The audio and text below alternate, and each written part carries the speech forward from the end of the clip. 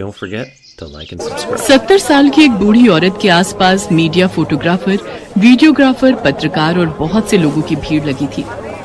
वो बूढ़ी औरत सबको हाथ जोड़कर धन्यवाद कर रही थी। आखिर कौन थी ये औरत और इसके आसपास इतनी भीड़ और पब्लिक इकट्ठी होने का क्या कारण था? ये जानने के लिए हमें 5 साल पीछे जाना होगा। सुनो, कहाँ हो? जल्दी करो, पहले ही देर हो चुकी है। तुम्हारी माँ बस स्टैंड पर तुम्हारा इंतजार कर रही होंगी। हाँ, जा रहा हूँ लेने। गांव की बस थोड़ी देर से ही आती है। क्या बात है, आज काम वाली नहीं आई? अब क्या जरूरत है काम वाली की? तुम्हारी माँ आ तो रही है। अब इतनी महंगाई में मुफ्त की रोटियां तोड़ने के लिए थोड़ी ही दूंगी। बदले में घर का काम करेंगी, तभी हमें भी फायदा होगा। पति का देहांत हुए कई बरस बीत गए थे। बेटा बहू शहर में रहते थे। शीला तो खुश थी कि अपने बेटे बहू के घर आराम की जिंदगी जीने को मिलेगी, पर वो अपने बेटा बहू के घर माँ नहीं बल्कि नौकरानी बनकर जा रही है। अरे ओ माँ जी, कहाँ हो? हमें ऑफिस जाना है। आपको पता है ना, ये शहर है, यहाँ सब कुछ टाइम के हिसाब से होता है। हमारा नाश्ता और लंच पैक किया या नहीं? ला रही हूँ बहू। वो आज बड़े दिनों बाद अजय की पसंद की गट्टे की सब्जी बनाई थी, उसी में समय लग गया। माँ एक बार बनाने से पहले पूछ तो लेती।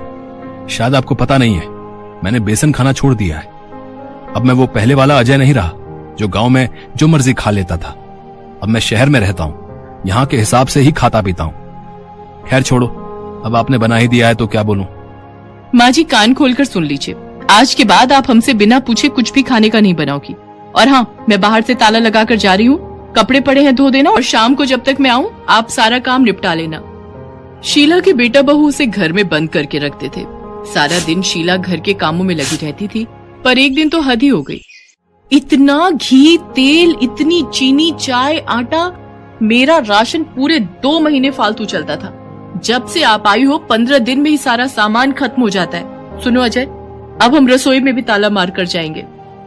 अजय बेटा, मेरा विश्वास करो, मैंने कोई राशन खर्च नहीं किया। वो तुम्हारे और बहू के ऑफिस के दोस्त कई बार आ चुके हैं, उन्हीं के लिए खाना बनता रहा है। देखा अजय, अब इन्हें हमारे दोस्तों के आने से भी परेशानी है। माँ कुछ तो सोच समझ कर बोला करो, हैं? हमारे ऑफिस के दोस्त रोजाना कहाँ आते हैं? अजय बेटा, तू एक काम कर, मुझे गांव की बस में बिठा दे, मैं वापस गांव चली जाऊंगी। गांव का रास्ता तो आप भूल ही जाओ। आपकी वजह से मैंने अपनी सारी कामवालियां हटा दी। अब आप चली गई तो काम कौन करेगा? चलो अजय। शीला रो पड़ती है। उसके बेटा बहू ने अब रसोई में भी ताला लगाना शुरू कर दिया। शीला भूखी प्यासी बीमार रहने लगी।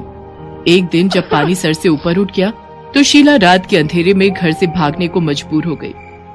रात का समय, ऊपर से अंधेरा। शीला लगातार चलती जा रही थी। उसे वहां से दूर जाना था। अगर मैं गांव गई तो ये दोनों मेरे पीछे वहां पहुंच जाएंगे। मैं दूसरे शहर की बस में बैठ जाती हूँ। शीला दिल्ली की बस में बैठ जाती है। उसकी आंखों में आंसू थे। वो अपने साथ हुए सारे अत्याचार याद कर रही थी। अचानक शीला बस में बेहोश हो जाती है। उसके बराबर में एक लड़की बैठी थी जो उस पर पानी की कुछ बूंदें छिड़क कर होश में लाती है। शीला उसे धन्यवाद कहती है। बातों ही बातों में उस लड़की को शीला की सारी दुख भरी बातें पता चलती हैं। लड़की शीला को अपने साथ ले जाती है। उस लड़की का नाम प्रिया था। वो एक समाज सेविका थी और गरीबों की सहायता करती थी। मैं क्या करूं बेटी, मैं तो गांव भी नहीं जा सकती। अम्मा जी, आप जैसी बहुत सी बुजुर्ग महिलाओं के लिए मैं मदद की पूरी कोशिश करती हूँ। आप जैसी बहुत सी महिलाओं को रोजगार के साधन खुलवा कर देना ही मेरी संस्था का कार्य है। आप जिस कार्य में निपुण हैं, मेरी संस्था के द्वारा आप उस कार्य को शुरू कर सकती हैं। बेटी, मुझे तो सिर्फ रोटी सब्जी ही बनाना आता है, बाकी तो मैंने कुछ सीखा ही नहीं।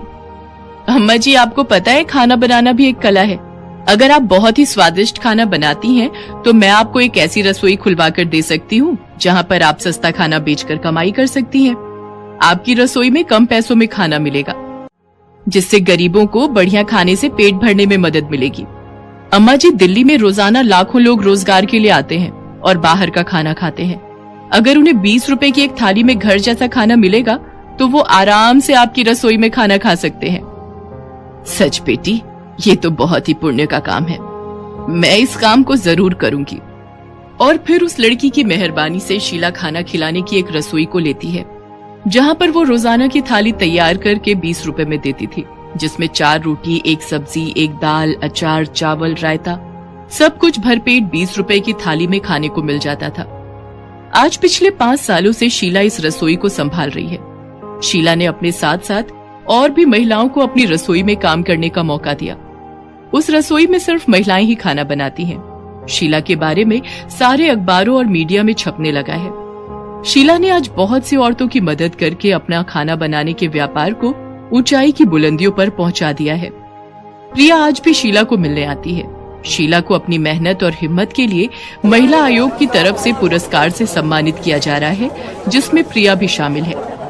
आज मुझे महिला आयोग की तरफ से पुरस्कार से सम्मानित किया गया है। शायद मैंने अपने जीवन में ये कभी सोचा ही नहीं था। मैं तो अपनी जिंदगी को हार चुकी थी, पर प्रिया बेटी ने मुझे नई जिंदगी जीने का रास्ता बताया। शुक्रिया मेरी बेटी, तुम हमेशा खुश रहो। तुमने अपनों से बढ़कर मेरे लिए बहुत कुछ किया है।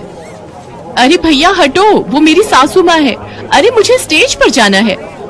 हाँ भैया, मेरी माँ को पुरस्कार दिया जा रहा है। मैं उनके पास जाना चाहता हूँ। मैं उनका बेटा हूँ। आज मेरी कोई औलाद नहीं है, पर मैं भगवान से यही दुआ करूंगी कि मुझे हर जन्म में प्रिया जैसी औलाद दे। अरे भैया, आपको सुनाई नहीं दिया? शीला जी का कोई बच्चा नहीं है, फिर आप उनके बेटे बहू कैसे हो सकते हैं? चलिए चलिए, हटिए हटिए, जाइए यहाँ से। अजय और सुमन जब शीला के मुंह से ये शब्द सुनते हैं तो उनके पास वहाँ रुकने के लिए कुछ था ही नहीं। वो अपना सा मुंह लेकर वापस लौट जाते हैं, पर शीला उन्हें देख चुकी थी। उसकी आंखों से आंसू सूख चुके थे। वो सबके सामने प्रिया को गले से लगा लेती है। सोनपुर गांव में केशव नाम का एक गरीब मजदूर रहता था। मजदूरी का काम मिल जाए तो परिवार का पेट भर जाए, नहीं तो परिवार रूखी सूखी खाकर ही सो जाता था। एक दिन, सुनो जी, तुम एक काम क्यों नहीं करते? इस गांव में तो कोई काम मिलने से रहा। तुम वो पहाड़ी के पार वाले गांव में भी तो जाकर कोई काम ढूंढ सकते हो, शायद कोई काम मिल जाए। पर कमला, उस पहाड़ी का रास्ता बहुत खराब है। ज्यादातर सुनसान ही रहती है पहाड़ी। पर कुछ तो करना पड़ेगा जी। बच्चों को कब तक रूखा सूखा खिलाते रहेंगे? कोशिश तो करनी ही पड़ेगी ना जी। ठीक है कमला, मैं कल सुबह ही दूसरे गांव के लिए निकल जाऊंगा, ठीक है, ताकि समय से वापस आ सकूं। कमला अगले दिन केशव को कुछ भुने चने और गुड़ बांध कर देती है। सुनो, ये कुछ भुने चने और गुड़ लेते जाओ, रास्ते में भूख लगेगी तो खा लेना। केशव मजदूरी करने के लिए दूसरे गांव निकल पड़ता है।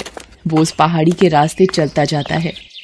आधे रास्ते चलने पर केशव थक जाता है। वो सोचने लगता है, थोड़ी देर यहीं इस पेड़ के नीचे आराम कर लेता हूँ, फिर आगे बढ़ूंगा। अरे कमला ने ये भुने हुए चने और गुड़ दिया था, थोड़े खाकर भूख मिटा लेता हूँ। केशव जैसे ही चने और गुड़ खाने लगता है, एक चींटी उसके पास आती है। भैया, क्या थोड़े से गुड़ और चने मुझे दे सकते हो? मैं और मेरी बहनें भूखी हैं। हमने बहुत दिनों से कुछ नहीं खाया है। तुम्हारी बड़ी मेहरबानी होगी। हाँ हाँ, ये लो, तुम इन गुड़ और चनों से अपना और अपनी बहनों का पेट भर लो। चींटी खुशी खुशी वो गुड़ और चने अपनी बहनों को खिलाती है। जैसे ही चींटियां गुड़ और चने खाती हैं, देखते ही देखते वो सब सुंदर परियां बन जाती हैं। केशव ये सब देखकर हैरान रह जाता है। शुक्रिया रागीर, आज तुम्हारी वजह से हम श्राप से मुक्त हो गई। हम परीलोक से धरती पर घूमने निकली थी। इस पेड़ के नीचे एक महात्मा भोजन कर रहे थे। हमने भूल से उनके भोजन में कंकड़ फेंक दिए, जिससे उन्होंने हमें चींटी बना दिया और श्राप दिया कि जब तक कोई राहगीर हमें भोजन नहीं देगा, हम अपने असली रूप में नहीं आ पाएंगी। पर तुम इस पहाड़ी पर कैसे? यहाँ तो कोई नहीं आता जाता। केशव परियों को सारी आपबीती सुनाता है, जिसे सुनकर परियां भी बहुत दुखी होती हैं। वो केशव से कहती हैं, तुम चिंता मत करो केशव, तुमने आज हमारी सहायता की है, इसलिए हम भी बदले में तुम्हें कुछ देना चाहते हैं। ये जादुई चूल्हा है, इस पर बर्तन रखते ही ये जल उठेगा और तुम जो भी कुछ खाने को मांगोगे बर्तन में पक जाएगा। मैं तुम्हें एक मंत्र बताती हूँ। जैसे ही तुम एक थी दुल्हन एक था दूल्हा, बंद हो जा जादुई चूल्हा बोलोगे, चूल्हा खाना पकाना रोक देगा। केशव को जादुई चूल्हा देकर परियां अपने लोक में वापस चली जाती हैं। केशव वो चूल्हा लेकर खुशी खुशी घर वापस आ जाता है। अरे तुम तो बहुत जल्दी वापस आ गए, और ये चूल्हा कैसा? अरे कमला रुको, मैं तुम्हें एक जादू दिखाता हूँ। तुम एक पतीली लेकर आओ। हाँ। कमला एक खाली पतीली लेकर आती है।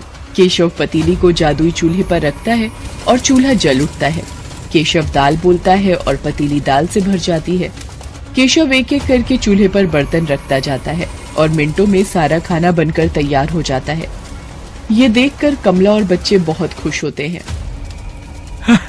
देखा कमला, मिनटों में सारा खाना इस चूल्हे पर तैयार हो रहा है। और कुछ चाहिए तो बोलो। बस बस, अभी इतना बहुत है हमारे लिए। ठीक है, मैं इस चूल्हे को अब बंद कर देता हूँ। एक थी दुल्हन एक था दूल्हा, बंद हो जा जादुई चूल्हा। केशव मंत्र बोलता है और चूल्हा बंद हो जाता है। अब केशव के परिवार को भूखा भी नहीं सोना पड़ता था। एक दिन, सुनो जी, मैं सोच रही हूँ क्यों ना हम एक चाय का ढाबा खोल लें। इस चूल्हे पर चाय और पराठे बनाकर बेचा करेंगे। इससे थोड़ी कमाई भी होनी शुरू हो जाएगी और तुम्हारी काम की तलाश भी बंद हो जाएगी। कह तो तुम ठीक रही हो कमला, बिल्कुल ठीक है। अब मैं एक दुकान किराए पर ले लेता हूँ। जो पैसे आएंगे उससे किराया भी भर देंगे और घर खर्च भी निकल आएगा। केशव घर के नजदीक ही एक छोटी सी दुकान किराए पर ले लेता है और जादुई चूल्हा रखकर चाय बनानी शुरू कर देता है। धीरे धीरे केशव का चाय नाश्ते का ढाबा चल पड़ता है। आने जाने वाले लोग केशव के ढाबे पर रुककर चाय पराठे खाया करते थे। जिन गरीबों के पास पैसे नहीं होते थे, केशव उन्हें मुफ्त में ही खाना बांट दिया करता था। उसे अपनी गरीबी के दिन याद थे। धीरे धीरे केशव की गरीबी की हालत में सुधार होने लगता है। एक दिन, अरे भाई केशव, कैसे हो?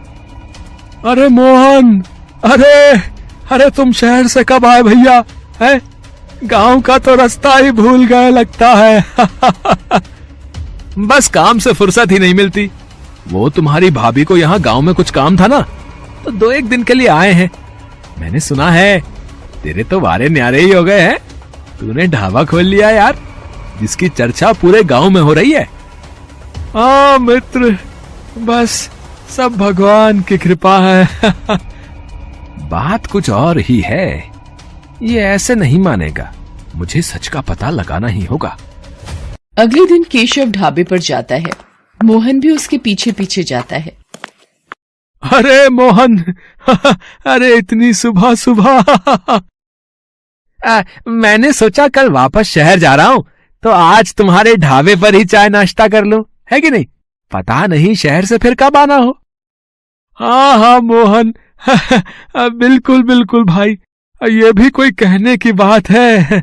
अरे तुम बैठो, मैं तुम्हारे लिए चाय और पराठा लेकर आता हूँ ना। केशव ढाबे की रसोई में चला जाता है। मोहन केशव को छुपकर देखने लगता है। ये क्या जादू है? केशव ने इस चूल्हे पर पतीली रखी और खाली पतीली चाय से भर गई। अरे अब ये तवा रख रहा है, ये क्या पराठा भी बन गया? ये तो कोई जादुई चूल्हा है। अच्छा, तो ये बात है। तभी कहूं, ये रूखी सूखी खाने वाले ने ढाबा कैसे खोल लिया? ये चूल्हा वैसे मेरे पास होना चाहिए, मैं इसे चुरा लेता हूँ। हाँ। शाम को जब केशव घर लौट जाता है, मोहन रात के वक्त चूल्हा चुराकर पत्नी के साथ शहर भाग जाता है। केशव जब ढाबे पर आता है, चूल्हा गायब होता है। अरे कमला, कमला, अरे हमारा जादुई चूल्हा चोरी हो गया है। अब हम क्या करेंगे? कैसे पैसे कमाएंगे?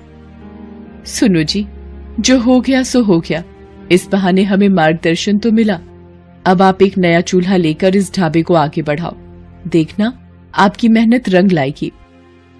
केशव एक मेहनती व्यक्ति था, इसलिए उसने फिर से एक नई शुरुआत की। उधर जब मोहन अपनी पत्नी के साथ शहर में अपने घर पहुंचा, जाओ शीला, एक खाली पतीली ले आओ, अभी तुम्हें इस चूल्हे का जादू दिखाता हूँ। जादुई चूल्हे, मुझे पुलाव चाहिए, पुलाव। चूल्हे पर बर्तन रखकर मोहन ने जैसे ही पुलाव बोला, चूल्हा जलने लगा और पुलाव बनता चला गया। मोहन चूल्हे को फूंक मार मार कर बंद करता रहा, पर वो बंद ही नहीं हो रहा था। अरे ये चावल बनने तो बंद ही नहीं हो रहे। अरे ऐसे तो पूरा कमरा भर जाएगा, हम दोनों चावल के ढेर में दबकर मर जाएंगे। शीला क्या करूं, कुछ समझ नहीं आ रहा है। अब तो एक ही रास्ता है, इस चूल्हे को तोड़ दो।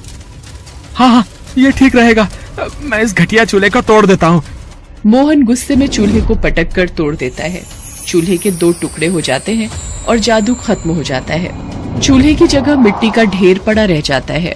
केशव को जादुई चूल्हे की मदद से काम मिल जाता है और वो मेहनत से पैसे कमाने लगता है, जबकि मोहन के हाथ में आकर जादुई चूल्हा मिट्टी हो जाता है।